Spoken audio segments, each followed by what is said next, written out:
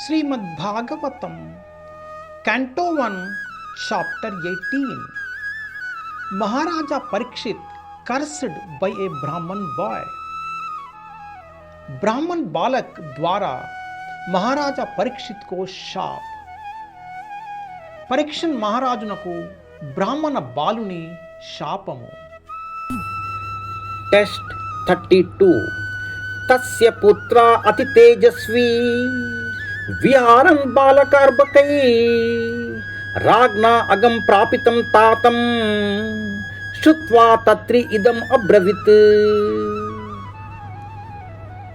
The sage had a son who was very powerful, being a Brahmana's son. While he was playing with inexperienced boys, he heard of his father's distress, which was occasioned by the king. Then and there the boy spoke as follows.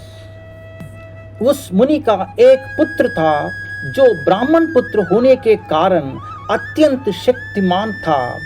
जब वहाँ अनुभवहीन बालकों के साथ खेल रहा था, तभी उसने अपने पिता की विपत्ति सुनी जो राजा द्वारा लाई गई थी. वहाँ बालक वहीं पर इस प्रकार बोला.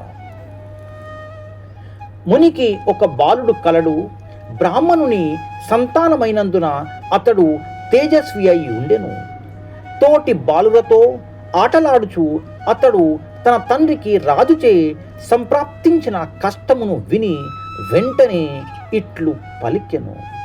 ప్రభుపాదికి జై. హరే కృష్ణ.